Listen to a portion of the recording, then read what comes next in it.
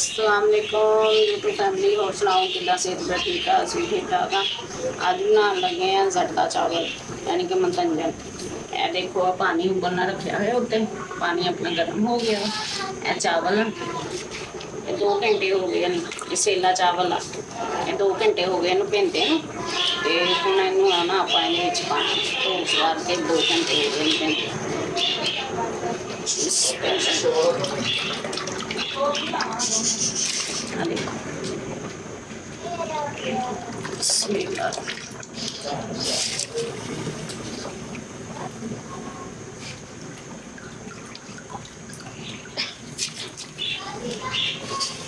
सारे पा लेने आप पाती आप ना देखो हम उबलते हैं ना आप बालना यानी कि एक कणी बालना चावल सिर्फ एक कणी खड़ी हो उबलते पे इनू आप सत्त सिर्फ पा ले। देखो अपने चावल है ना उबल गए देखो माशाल्लाह। ना 2 घंटे लंबे भेंते हमारे कितने सोने लंबे लंबे हुए। देखो एक कणी आ देखो कितने हम इनू ना आप पुन लेना। हम इनू पुनते हैं पुन के बाले से जोड़े ना कट ले। हम आ देखो एक कड़ी दिया देखो माशाल्लाह इन्होंने भुन लिया। हम आप घ्यो पा के तो इलायचियाँ पाउनियां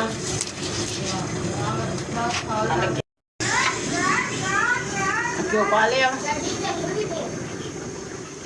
हम ये आप पाउनिया इलायचियाँ। मैं ना चासनी बनानी ये ही इंज थोड़ा जहा गर्म होंगे घ्यो। देखो इलायचियाँ पातियाँ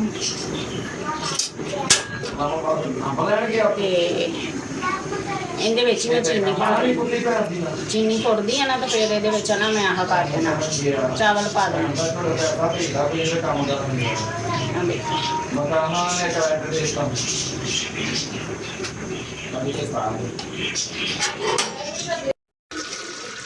एक किलो चावल से हम आ गिलास में 3 गिलास चावल ये बराबर की आप चीनी पानी। देखो एक 2 3 गिलास चीनी ने पाए। बिस्मिल्लाह इनू आप हिला लेना चंगी तरीके। आ देखो हिला ले इहदे आप चावल पा के तो मिक्स कर लेना क्यों मैं चास नहीं बनाती। अगर चास इदा आसान तरीके ना बिल्कुल। बिस्मिल्लाह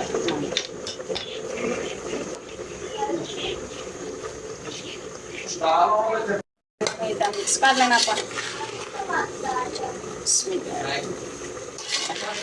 देखो सारी आप मिक्स कर लेना। देखो इस तरीके देखो माशाल्लाह यही है ना चीनी ने जो पानी छड्डना वो ये चीज़ चास हो जानी अपनी। पानी नहीं ये मैं होर गैस एक कप अपना जरा दुध का पाना ये इस तो पाना जरा ना फिर जायका देगी चावल वर्गा आ जाए कर लेना। चीनी ने पानी जो छड्डिया से हो गया इन्ना कपां बस पानी रहन दे। हल्की अग करके डालते रखना इस तरह जोर सैट कर लिया।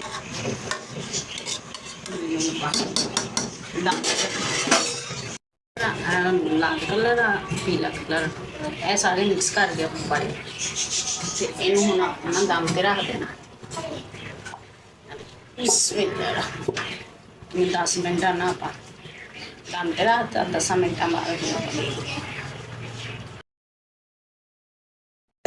आप दम खोलने लगे हैं। बिस्मिल्लाह रहमान रहीम। देखो माशाल्लाह देखो हम इनू ना आप मिक्स कर दें लोने थले ला के। बिस्मिल्लाह मंथंजन चावल। बिस्मिल्लाह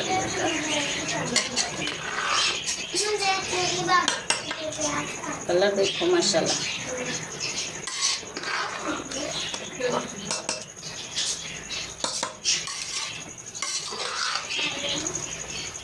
सारे आप मिक्स करते हैं तो खाने कितना प्यारा कलर आया मतंजन ला। देखो माशाल्लाह ढाब ना कलर पाया सी। हाँ देखो माशाल्लाह कितना प्यारा कलर आया। पीले भी लाल भी गुलाबी भी है। देखो माशाल्लाह ते कल्ले कल्ले चावल ते ऐन गल गए माशाल्लाह। जरदा चावल बिल्कुल आसान तरीके दे नाल अपने बन के तैयार हो गए।